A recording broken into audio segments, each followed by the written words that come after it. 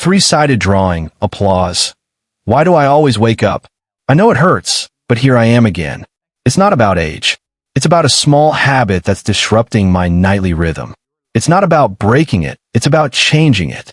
Have you ever asked yourself why your body naturally wakes up around 2 or 3 a.m.? It's not about noise or pain. It's just about the feeling of needing to get out of bed to go to the bathroom. You go back to bed, close your eyes, but sleep isn't the same anymore. The next morning, despite a good night's sleep, your body still feels heavy. Your head feels heavy. Your heart beats faster than usual, and you spend the whole day in a feeling of indescribable fatigue. Many of us think this is just a natural part of aging. After 60, it's natural to not be able to sleep as deeply as you did when you were younger. But what if, in many cases, the cause isn't age, but a single habit you have on those seemingly empty evenings? The human body is like a river. During the day, the river flows powerfully, accepting, processing, and transporting everything we consume. But at night, the flow must slow. That's when the body heals, cleanses, and repairs the damage that is built up behind the scenes. But if, due to habitual habits, the river continues to flow at the same pace as during the day, small damage begins to accumulate. At first, it's just shallow sleep. Then comes persistent fatigue, unstable blood pressure, and poor memory. And many people only realize something is wrong when their bodies don't recover as easily as they used to. Before I continue, I'd like to make a very brief statement. If you find these stories helpful in better understanding your body, please follow the channel, leave a comment, and subscribe so you don't miss out on content for middle-aged and older adults.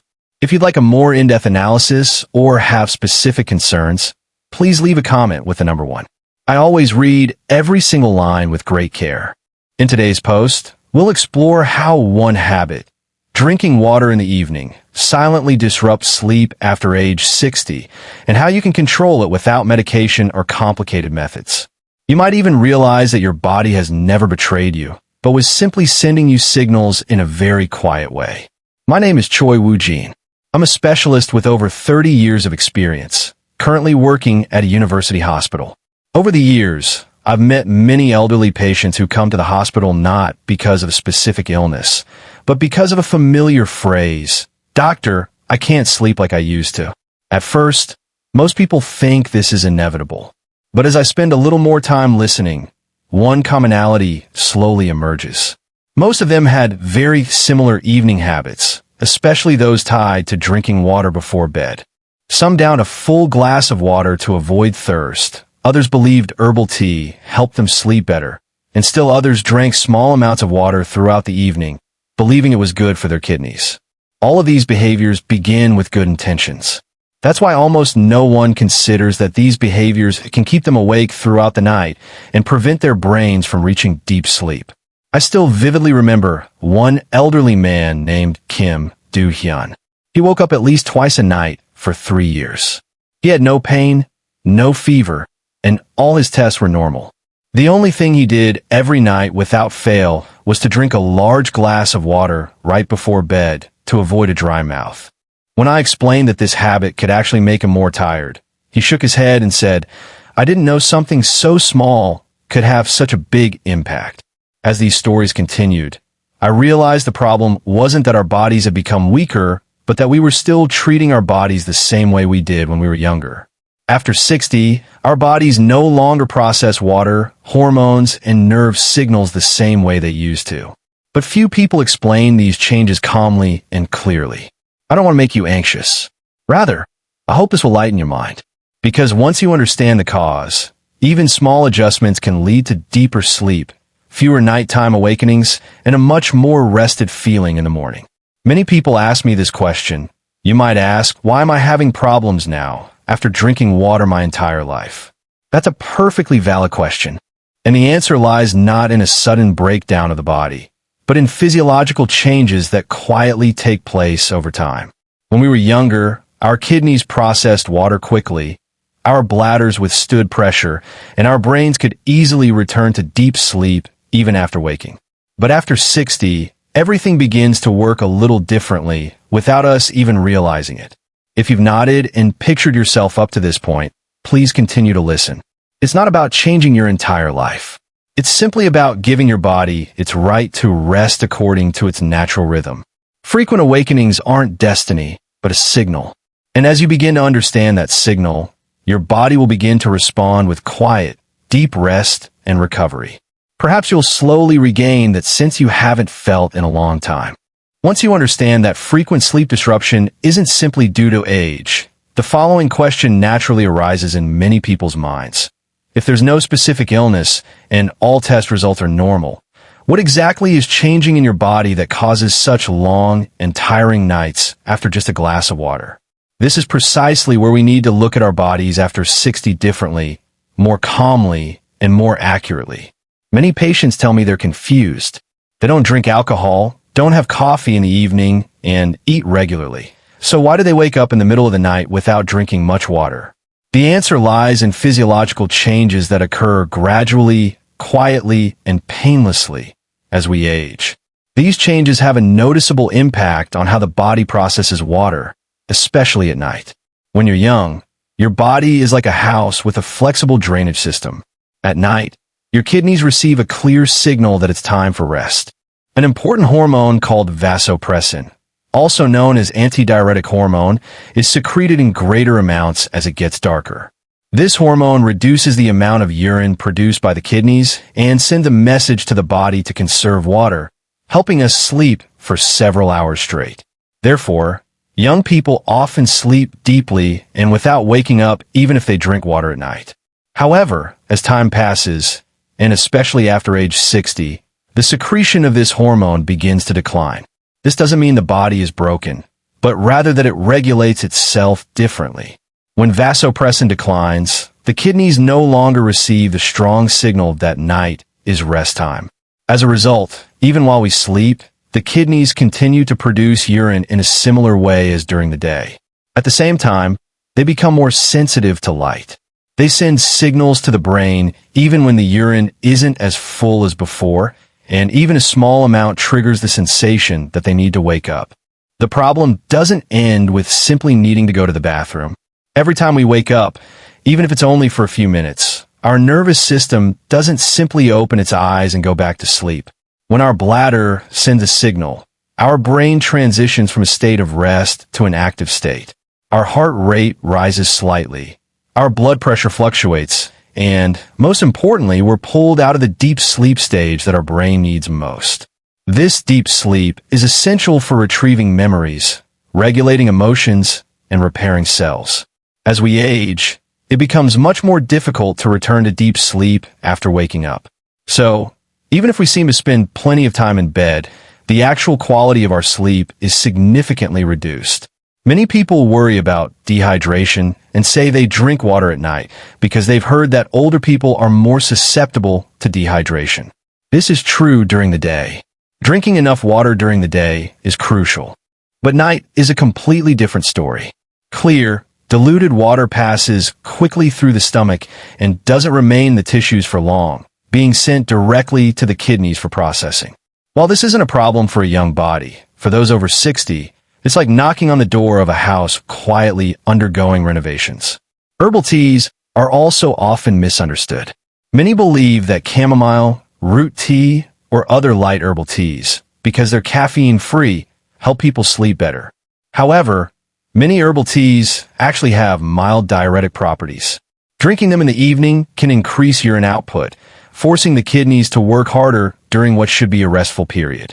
Furthermore, the act of drinking any type of beverage, even a small amount of liquid, can stimulate the urinary reflex. I remember an elderly woman named Li Xianyang, who was very health conscious. She drank a pot of diluted herbal tea every night before bed, believing it to relax her body. However, the price of this was waking her up at least twice a night. When I asked if I really needed to urinate, I said that it wasn't necessarily the case, but rather a feeling of discomfort in my lower abdomen that wouldn't go away. That wasn't a sign of a full bladder, but rather a sign of an overly sensitive bladder. When sleep is cut short like this for weeks or months, the body starts to feel different. We begin to send out signals. Short-term memory declines, emotions become easily swayed, and we feel unexplained anxiety during the day. Many people attribute this to mild depression or age-related mental decline. However, in many cases, the root cause is a prolonged inability of the brain to enter sufficiently deep sleep.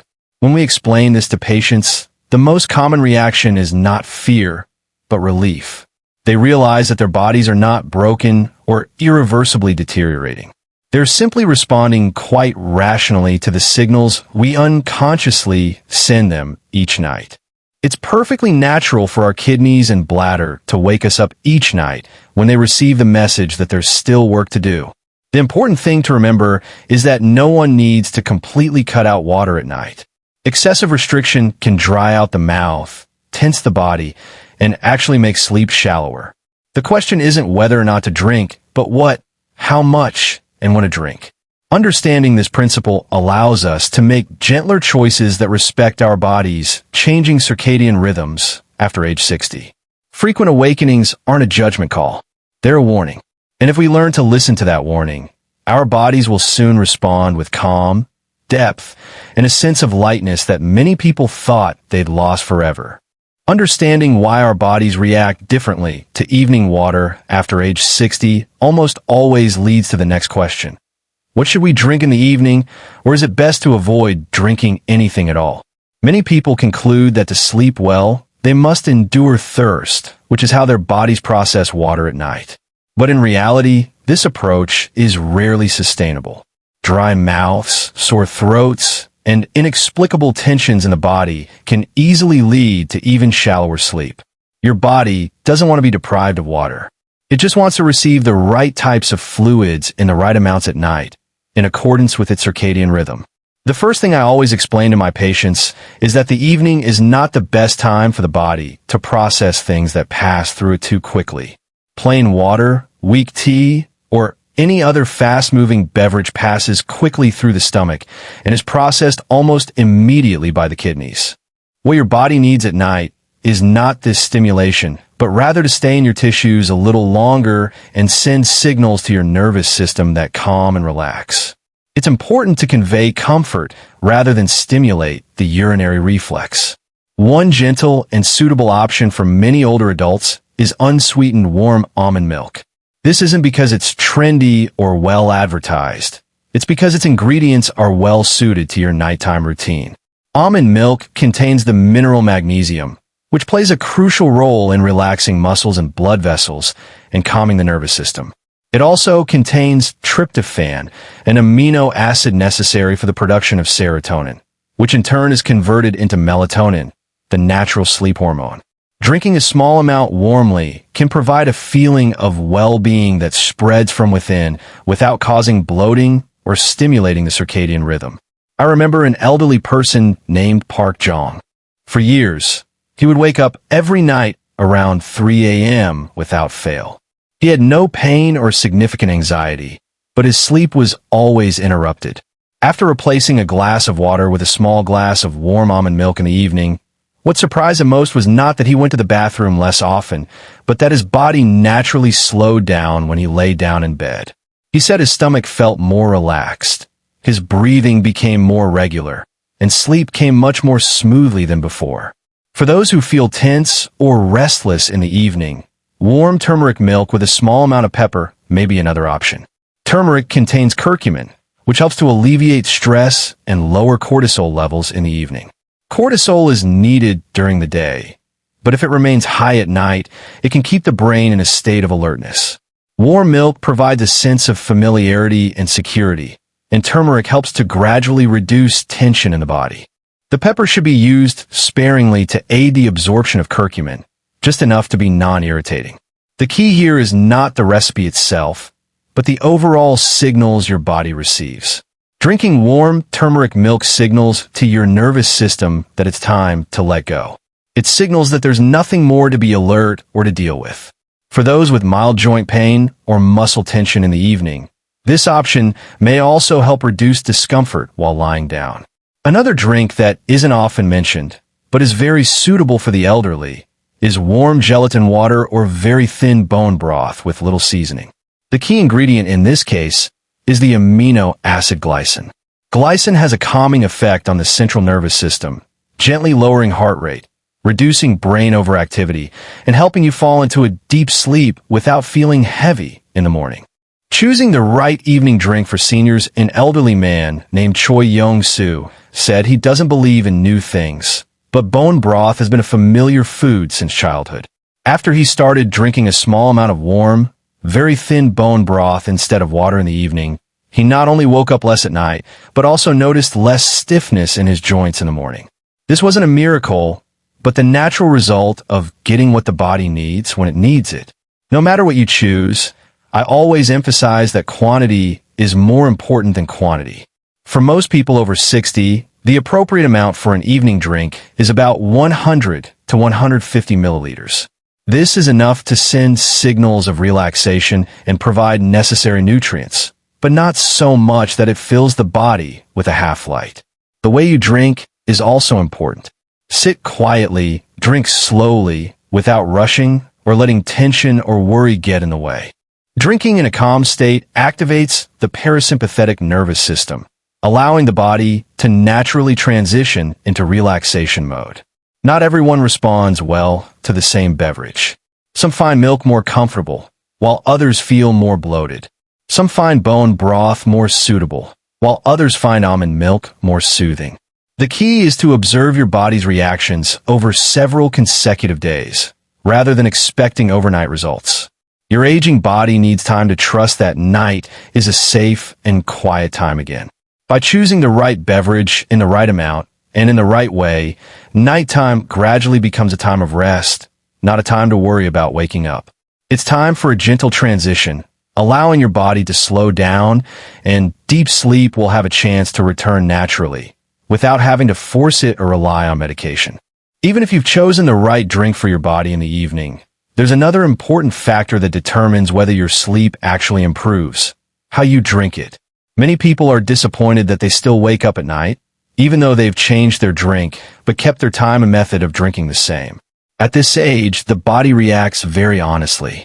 Even if the amount of food you drink is slightly too much or the timing is off, the consequences will be felt that very night. The first thing I emphasize to my patients is to avoid drinking anything right before bed. If you lie down immediately after drinking, your kidneys haven't had time to adjust, the light hasn't adjusted, and your brain will receive the message that there's still work to be done that night.